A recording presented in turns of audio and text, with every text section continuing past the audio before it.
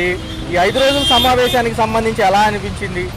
మొదటి రోజు నుంచి చూసుకున్నా వాళ్ళ మీద వీళ్ళ మీద వాళ్ళు ప్రతిపక్షం తక్కువ ఉన్నప్పటికీ ఎమ్మెల్సీ పదవ హోదాలో ఉన్న వాళ్ళే వచ్చారు. ఎలా అనిపిస్తుంది సార్? ఈరోజు అసెంబ్లీ సమావేశాలు చూస్తూ ఉంటే అసెంబ్లీలో ప్రజల సమస్యలను పరిష్కారం చేయడానికి, ప్రజల సమస్యలను చర్చించడానికి అదొక వేదిక. Okay sir. కానీ ఈరోజు ప్రతిపక్షాన్ని దుమ్మెత్తిపోయడానికి, ప్రత్యేకంగా వాట్సాప్లో, ఫేస్బుక్లో ఏదైనా కామెంట్స్ చేస్తే వాళ్ళని నిర్బంధించడం ఇది ప్రధానం కాదు. ఈరోజు సూపర్ 6 ఎన్నికల ముందు ఇచ్చినటువంటి ఏదైతే సూపర్ 6 ఉందో అట్లా అమలుకు సంబంధించి బడ్జెట్లో నిధులు ఏమన్నా కేటాయించారా? ఈరోజు జగన్మోహన్ రెడ్డి ప్రభుత్వం అప్పుడు కరెంట్ ఛార్జీలు పెంచుతూ ఉంది, కరెంట్ షాక్ కొడుతూ ఉంది, మీటర్లు షాక్తో పేలిపోతూ ఉన్నాయి. స్మార్ట్ మీటర్లు అన్నీ కూడా చాలా ఇబ్బందికరంగా ఉంది. ఈ కార్పొరేట్ కంపెనీలతో జగన్మోహన్ రెడ్డి టైఅప్ అయ్యాడని చెప్పినటువంటి కూటమి ప్రభుత్వం ఈరోజు ఆ స్మార్ట్ మీటర్లను ఎందుకు వేస్తూ ఉంది? లేకపోతే 2022 నుంచి 2024 వరకు బకాయిలు ఉన్నటువంటి ట్రూ ఆఫ్ ఛార్జీల్ని 17,849 కోట్ల రూపాయలు ఈరోజు ప్రజల మీద భారం కాబోతున్నాయి. అంటే యూనిట్కి ₹1.75 2022లో వాడినటువంటి వాటికి 2023-24 వాడిన వాటికి 3.9 పైసలు చెప్పిన యూనిట్కి వసూలు చేస్తుంది. అంటే మొత్తంగా 15 నెలల్లో 17,890 కోట్ల రూపాయలు ప్రజల నుంచి ముక్కుపిండి వసూలు చేయబోతూ ఉన్నారు. సార్, అమ్మకు వందనం కానివ్వండి, మిగతా సెక్షన్కి సంబంధించి 12,450 కోట్ల అవసరం ఉంటే 4,000 చిల్లర ఏదో సర్దుబాటుగా చేశారంటున్నారు. నిజంగా అవుతుందంటారు అసలు? అంటే అమ్మకు వందనం కావచ్చు, లేకపోతే నీకు 18,000 నీకు 18,000, లేకపోతే ఇంకా ఇతర విషయాలు కావచ్చు. వాళ్ళు ఇచ్చినటువంటి హామీల మీద స్పష్టంగా బడ్జెట్లో కేటాయింపులు కేటాయించాలి. ఆ బడ్జెట్లో కేటాయింపులు కేటాయించినప్పుడు ప్రజలకు ఏమిస్తారు? ప్రజలప్పుడు ప్రతిపక్షంలో ఉన్నప్పుడు నీకు అన్నీ ఇస్తాము, అన్నీ చేస్తామన్నటువంటి ప్రభుత్వం కార్మికులకు ఇచ్చింది, రైతులకు ఇచ్చింది, నిరుద్యోగులకు ఇచ్చారు.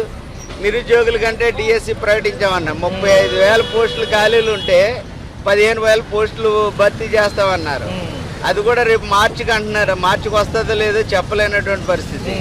కాబట్టి ఎన్ని సమస్యల్ని మనం చూసినప్పుడు ప్రజల్లో ఒక 5 సంవత్సరాలు మనకి అధికారాన్ని ఇచ్చారు, మనం ఏం చేసినా పర్లేదు అనేటువంటి ధోరణి తప్ప కానీ ప్రజల అభివృద్ధి దిశగా, ప్రజలు ఏదైతే నిత్యావసర ధరలు విపరీతంగా పెరిగినాయి అని మార్కెట్లో ధరలు కూడా నియంత్రించలేనటువంటి పరిస్థితి, కొనుగోలు శక్తి లేదు, నిరుద్యోగం పెరుగుతుంది, ఉపాధి లేదు, ఇవన్నీ సమస్యలు ఉన్నాయి. దీన్ని ఎట్లాగా ఈ 5 కోట్ల ఆంధ్ర ప్రజలకు సంబంధించినటువంటి చూడాలి. ఇప్పుడు జిందాల్ కంపెనీకి ఉక్కు పరిశ్రమను ఏర్పాటు చేస్తామంటున్నారు. జిందాల్ కంపెనీకి సొంత గన్లు ఇస్తామన్నారు. మరి విశాఖ ఉక్కు పరిస్థితి ఏంటి? మీరు ప్రతిపక్షంలో అప్పుడు ఇచ్చినటువంటి హామీలు ఏంటి? ఇవి ఉన్నాయి కదా. ఈ సమస్యలు అన్నిటిని పరిష్కారం చేయాలని చెప్పేసి ప్రజలు కోరుకుంటున్నారు. ఈ మహారాష్ట్ర ఎలక్షన్స్కి ఇద్దరు ముఖ్యమంత్రులు, ఒక ఉప ముఖ్యమంత్రి తరలి వెళ్ళినప్పటికీ ఈయన తమ్ముడు గారు చనిపోవడంతో ఆయన వెనక్కి తిరిగారు సార్. ఎవరైతే ఉన్నారో ముఖ్యమంత్రి గారు, మన రాష్ట్ర ముఖ్యమంత్రి. మరి పవన్ కళ్యాణ్ గారు అక్కడ సమావేశాలు పెట్టి ప్రచారంలోకి వెళ్ళారు. ఎలా అనిపిస్తుంది? మహారాష్ట్రలో కూడా మనం వర్కౌట్ అవుతామా? ఏమండి, ఎన్నికల ముందు నేను భగత్ సింగ్ వారసుడిని, చేగువేర వారసుడిని అంటాడు. మళ్ళీ ఇప్పుడేమో సనాతన ధర్మం అంటున్నారు. కానీ ప్రజల సమస్యల మీద మీరు ఎన్నికల ముందు ఇచ్చినటువంటి హామీల గురించి, ఇక్కడున్న ప్రజలు ఇబ్బంది పడుతూ ఉంటే ఈ ఇబ్బందుల గురించి, విశాఖ ఉక్కు గురించి కేంద్రం మీద ఫైట్ చేయకుండా స్పెషల్ స్టేటస్, ప్రత్యేక హోదా వీటి మీద పాసిపోయిన లడ్డు ఇస్తానన్నటువంటి ఆయన పక్కన దూరి ప్రచారం చేయటం చాలా దుర్మార్గమైనటువంటి విషయం. గత ప్రభుత్వాలకు సంబంధించిన ఏదైతే సోషల్ మీడియా ఇందులో అరెస్టుల పర్వం కొనసాగుతుంది, ఈ సినిమా రంగం వాళ్ళకి నోటీసులు ఇచ్చారు, ఇవన్నీ ఎలా వెళ్ళబోతున్నాయి సార్? ఎందుకు అంటే ఒకళ్ళ తర్వాత ఒకళ్ళు ఎమ్మంటున్నాయి, ఈ వారం రోజులు ఇదే కంటిన్యూటీ. ఏమండి, ఏ ప్రభుత్వం ఉన్నా కానీ ప్రజలని మభ్యపెట్టి మసిపూసి మారేడుగా చేయాలనేటువంటి ప్రయత్నాలు చేస్తూ ఉంటారు. ఇప్పుడు వీళ్ళ విద్యుత్ ఛార్జీలు పెంచారంటే ఇంకో అంశాన్ని ముందుకు తీసుకొస్తారు, లేకపోతే ఉగ్రవాదం, తీవ్రవాదం, లేకపోతే ఇంకొక అంశం, అట్లాగా వివిధ అంశాలను ముందుకు తీసుకొచ్చి ప్రజల మైండ్ సెట్ ని డైవర్ట్ చేయడం. ప్రజలు ఏదైతే అడుగుతున్నారో దాన్ని అడగరు. ఇప్పుడు సనాతన ధర్మం కావాలా, లేకపోతే టెక్నాలజీ కావాలా, లేకపోతే ఏం కావాలి, ప్రజలు ఏం కోరుకుంటున్నారు అది పక్కన పెట్టి నువ్వు ఇప్పుడు బీజేపీ ప్రభుత్వం ఆంధ్ర రాష్ట్రానికి చేసిన మేలేంటి?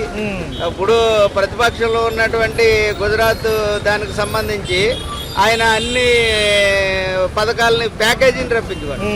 మనం గ్రాంట్ రూపంలో కాకుండా అప్పు తెచ్చుకుంటున్నాం అంటే ప్రజల మీద భారం వేస్తున్నాం. అంటే ప్రజలు జగన్మోహన్ రెడ్డిని ప్రతిపక్షంలో కూర్చోబెట్టారు, నిన్న అధికారంలో ఎందుకు తీసుకొచ్చారు? ఎంతో కొంత ఆ ప్రభుత్వం సరిగ్గా చేయలేదని. నువ్వు చేసేది ఏంటి అంటే ప్రపంచ బ్యాంక్ నుంచి అప్పు తీసుకొస్తే ఆ అప్పు ఎవరు తీర్చాలి? ఇప్పుడు వేల కోట్ల రూపాయలు అప్పు అంటున్నావు, అది కూడా నిర్దిష్టంగా ప్రకటించట్లేదు. అంటే ప్రతిపక్షంలో ఉన్నది మనం ఏం చెప్పినా పర్లేదు అనేటువంటి ధోరణి. ఇప్పుడు అధికారంలోకి వచ్చాం కాబట్టి మనం ఆడింది ఆట పాడింది పాట, మనకి ఎంత రావాలి అనేటువంటిది కార్పొరేట్ కంపెనీలు ఈ రోజు ప్రభుత్వాన్ని ఆడిస్తూ ఉన్నాయి. కూటమి ప్రభుత్వంలోని ఎమ్మెల్యే గారు మొన్న 3వ రోజు అడగడం జరిగింది, ఏదైతే ఉందో ఉచిత ఇసుక పారదర్శకంగా లేదని మైక్ కట్ చేశారు రఘురామకృష్ణారెడ్డి గారు. ఎలా అనిపిస్తుంది? నిజంగా అమలవుతుందంటారా ఉచితంగానే? ఉచిత ర్యాంపుల దగ్గరికి వెళ్తే తెలుస్తుంది ఉచిత ఇసుకిస్తున్నారా, లేకపోతే దళారులు నైట్ పూట వివిధ రాష్ట్రాలకు తరలిస్తున్నారా అనేది యలమల కుదురు రీచ్ కి, లేకపోతే ఈస్ట్ గోదావరి కానీ ఇలా కృష్ణా జిల్లా కానీ మిగిలినటువంటి ఏ అయితే సరిపోతుంది. ఈ ఇసుక అనేటువంటిది ఉచితంగా ఇవ్వటం అనేది ఒట్టి మాట. వాళ్ళ అసెంబ్లీలో ఎవరైతే అడ్డుకుంటారన్నారు వాళ్ళ రాజకీయ నాయకులు, పార్టీలు, కార్యకర్తలే దాన్ని పెంచి పోషిస్తా ఉన్నారు. ఈ రోజు రిచ్ల దగ్గరికి వెళ్ళి చూడమనండి, ఒక రిచ్ దగ్గరికి అక్కడ ఉన్న ప్రజలు ఇబ్బంది పడుతున్నట్టు దానికి అవి చూడకుండా ఆ వాటిని ప్రశ్నించకుండా మనం మాట్లాడినన్నే. ఈ రోజు లా అండ్ ఆర్డర్ చూసుకుంటే దాదాపుగా మొన్న ఇక్కడ చేపల మార్కెట్ లో ఓ ఫోన్ పోయింది, అక్కడ సీసీ కెమెరా ఏమి చూడాలి. ఈ సీతన్నపేట గేట్ దగ్గర ఫోన్ మాట్లాడుతుంటే ఫోన్ పట్టుకుపోయారు. కానీ లా అండ్ ఆర్డర్ ను కూడా కంట్రోల్ చేయనట్టు ఈ రోజు గంజాయితో పేరుతోటి ఈ చైన్ స్మాకర్స్ దానికి సంబంధించి ఇవన్నీ కూడా జరుగుతున్నాయి. దీన్ని కంట్రోల్ చేయవలసినటువంటి అవసరం ఉన్నాయి. 6 నెలల పరిపాలన ఎలా అనిపిస్తుంది? భయంకరంగా మండిపోతున్నాయి కదా సార్. ఈ రోజు 90 రూపాయలు లోన్ వచ్చేమో ఆ ఎమ్మెల్యే గారు మండిపోతున్నాయి. ఇప్పుడు వచ్చేసి మనం గతంలో పథకాలు ఏమన్నా అందుకున్నారా గత 5 ఏళ్లలో? అందుకున్నాను. ఇప్పుడు ఎలా అనిపిస్తుంది? మరి ఏముందండి, మామూలుగా అసలు దరిద్రంగా ఉంది. బడి పిల్లలకైతే బడి లేదు అసలు. 10th క్లాస్ రావండి. నిజంగా చెప్పి ఏ స్కూల్ మున్సిపల్ హై స్కూల్ చూడండి, 6 ఏళ్ళు తెలుసుకోండి 52 లక్షలు రాయమని. గతంలో స్కూళ్ళ వ్యవస్థ బాగుండేది, ఇప్పుడు బాగాలేదు అంటున్నారు. నిజమే. గతంలో విద్య, వైద్యం ఎక్సలెంట్, పేదవాళ్ళకి ఇబ్బంది లేకుండా జరిగింది. మన వాళ్ళ రేట్లు పెంచేసి అనకాటలు పెట్టి ఉపయోగం, అనకాటలు ఎవరు ఉపయోగం అసలు ఎవరికి ఉపయోగం? ఆరోగ్యశ్రీ కూడా తొలగించారంటున్నారు. అంటే ఎక్కువ కాలం బతకూడదు మనిషి ఆలోచన, అది కూడా మంచి ఆలోచన. అవును కదా. గతంలో చేసిన పథకాలకి ఏదైనా చెప్పడానికి వాలంటీర్లు ఉండేవాళ్ళు, వాళ్ళు లేరు ఈసారి. వాలంటీర్ వ్యవస్థ తీశారు. అయితే సచివాలయ సిబ్బంది పెన్షన్ ఇస్తున్నారు. అది మొదటి. మరి ఎలా ఉంది బాబాయ్ గారు చూసుకుంటే ఉచిత ఇసుక పాలసీ అంటున్నారు, పనులు ఉన్నాయా ఈ ప్రభుత్వం వచ్చాక? అంతమంది ప్రభుత్వం ఇసుకలు ఇప్పుడు కూడా రీచ్ కూడా ఏమైనా తెలియదు. ఎవరు పని బిల్డింగ్ కార్మికులు ఎక్కడ పని ఎక్కడతారు, చాలా ఇబ్బందిగా ఉన్నారు. మరి అమ్మకు వందనం అన్నారు. రెండో చూసుకున్నట్లయితే మహిళలకి ఏదైతే 18 ఏళ్ళు దాటిన వాళ్ళకి ఏదో డబ్బులు అంటున్నారు, ఇవ్వలేదు. ఫ్రీ బస్సు లేదు, మొత్తం క్యాన్సిల్. అసలు బడ్జెట్ లో అన్ని డబ్బు పెట్టలేదు కదా, దానికి కేటాయించలేదు కదా. నిధులు పూర్తి స్థాయి బడ్జెట్ రిలీజ్ చేయలేదు కదా, నిధులు కేటాయించలేదు కదా, కేటాయిస్తే డబ్బు ఉండేది. ఇవన్నీ అరకొర బడ్జెట్లే అంటున్నారు ప్రజలు. చూసుకున్నట్లయితే ఎక్కడ సరిపోలేదు అంటున్నారు. లేదు, పైగా బడ్జెట్ లోనే వాళ్ళు 9 లక్షల కోట్లు అప్పని వీళ్ళు చెప్తే బడ్జెట్ లో కాకులో 6 లక్షల కోట్లు అంటే 9 లక్షల కోట్లు. అప్పుడు కోట్లు ఎవరు చేసినా మీరు చేసినా వాళ్ళు ఎవరు ఎక్కువ తక్కువ కాదు, ఎవరు చేసినా వాళ్ళు గవర్నమెంట్ నవ్వటం కోసం చేశారు. వాళ్ళు సొంతం వాళ్ళు జేబులో వేసుకోలేదు కదా, మీరు వేసుకోలేదు కదా. ఎందుకు అబద్ధాలు చెప్పాలి? మళ్ళీ కరెంట్ ఛార్జీలు పెరిగే అవకాశం ఉంది విపరీతంగా పెరిగినాయి. వాళ్ళు 3 రూపాయల 80 పైసలా పెరుగుతుంది, 6,000 కోట్లు అంతా వేస్తారు అంటున్నారు కదా సార్. ఇప్పుడు మరి ఆ పెరిగిన ఎఫెక్ట్ ఉంది ఇలా నుంచి. మరి అప్పుడే వరదలకేమో ఆయన ఆగస్టు బిల్లు వద్దన్నారు, వాట్సాప్ లో చర్చలు కట్టాం. అది కూడా మరి ఎలా ఉంది రాబోయే కాలం ఎలా ఉండబోతుంది? ఒక పక్క పోలవరం ఉంది, ఒక పక్క అమరావతి అభివృద్ధి ఉంది. అమరావతి అభివృద్ధి అంటే మొన్న వరదకు కూడా ఆ ప్రతిపక్షాలు ఏం చెప్తారు, ఆ వరద కారణం అమరావతి మునిగిపోతే అక్కడ ఎవరు కట్టుకోలేరు, వీడు అవసరం పోతే ఇటు పోలేదని చెప్తున్నారు. అదేం జరిగింది. కానీ ఇంకా పోలవరం అంటే ఒకటే పోలవరం, అది ఎవరు ఎందుకంటే ప్రభుత్వాలు మారుతున్నాయి, ఏళ్ళు గడిచిపోతున్నాయి. రాష్ట్ర వీళ్ళు రాంగ్ చెప్పులు వేస్తున్నారు. పోలవరానికి వీళ్ళు హైట్ తగ్గించారుగా, 41 మీటర్ తగ్గించారు. 40 మీటర్ తగ్గించి NTMC వాటర్లో నిలబడుతుంది. ప్రమాదంగా ఫస్ట్ ప్లాన్ లో లేకుండా మీరు ఎందుకు లొంగి మీరు ఆ రోజు ఆల్మట్టి కట్టుకున్నప్పుడు కూడా మీరు మాట్లాడక మీ గవర్నమెంట్ లో. ఇవాళ మరి పోలవరం కూడా మరి 4 మీటర్లు తగ్గించారు కదా, అది ఎట్లా పాసిబిలిటీ? అవును, ఎత్తు కూడా తగ్గించడం జరిగింది. అంతకుముందు ఆల్మట్టి పెంచేప్పుడు వీళ్ళు మాట్లాడలేదు ఈయన గవర్నమెంట్ లో ఉండి. మరి ఇవాళ ఎన్డీఏలో కూడా మరి ఆ రోజు ఉంటే మేము కూడా, నేను సంస్థ పార్టీ అండి జాతిపేట ఎన్డీఏ నితీష్ కుమార్ గారు ఎన్డీఏలో ఉన్నాడు. అయితే మా పార్టీ అని కాదు, అవును సార్, జరుగుతున్న విషయాలు అయ్యే కదా. దాని గురించి ఏంటంటున్నారు, ఎందుకు సర్వే చేస్తారు? చాలా ప్రమాదకరమైన పరిస్థితి. ఈ పవన్ కళ్యాణ్ 50 కూడా కొండగానే అంటున్నాడు, రాహుల్ గాంధీ అంటున్నాడు, నితీష్ కుమార్ అన్నాడు. రాష్ట్రంలో ఆల్రెడీ కూడా చేస్తున్నారు కదా. ఇది అంటే అలా చేయకూడదు. కులగండం వల్ల మేము 4 కోట్ల మంది మాలికలు మాకు వేస్ట్ చేయడం మరి ఇచ్చేస్తారు మీరు. అవి ఎన్ని ప్రమాదాలు తెలుసుకోండి, చాలా భయంకరమైన పరిస్థితి. మధ్య ఎస్సీ వర్గీకరణకే పెద్ద విషయం జరిగింది. వర్గీకరణ ఏంటంటే ఇందులో కూడా చాలా తప్పులు ఉన్నాయండి. మన కులగణన అనేది భయంకరమైన విషయం. భారతదేశంలో ప్రమాదకరం. మాలాంటి వాళ్ళు కులగణన జరిగి మనం ఆత్మహత్య చేసుకుంటారు. ఎందుకంటే చన్నాలు సిచ్యువేషన్. మరి ప్రధానమంత్రి గారు కానీ ఎన్డీఏలో ఉన్న ఆయన అంటున్నాడు, ప్రధానమంత్రికి యాక్చువల్గా ఇష్టం లేదు, మన ఇండియాకి చెప్పాడు. ఎన్డీఏలో ఇప్పుడు ఈయన కూడా అంటున్నాడు పవన్ కళ్యాణ్ కూడా. ఏంటి ఆ దోళ తప్పు లేదు. మీడియా ఉన్నారు, ఆయన ఉన్నారు, కాపు వర్గం మా సామాజిక వర్గం 2 కోట్ల మంది ఉన్నారు, మాకు స్టేట్ చేయమండి చేస్తాం. అదే జరిగే సంఘటన. ఈ హౌస్ హోల్డ్ సర్వేలను స్టార్ట్ చేశారు సచివాలయం వాళ్ళు. దేనికంటారు సార్? పథకాలను నిజంగా పారదర్శకంగా అమలుగా ఉన్నాయి ఉడది తీయడానికా లేదా కొత్త ఏమైనా ఇవ్వడానికి? తగ్గిస్తాకే కొత్త ఏమో. ఇప్పుడు ఇదివరకు 60 ఏళ్ళకి పెన్షన్ ఇచ్చేవాళ్ళు చంద్రబాబు నాయుడు గారు 65 కంటే, మరి ఈ గవర్నమెంట్ 60కి ఇస్తున్నారు. ఇప్పుడు 50కి ఇస్తా అంట. ఎవరు నమ్మద్దండి. Right sir, right sir.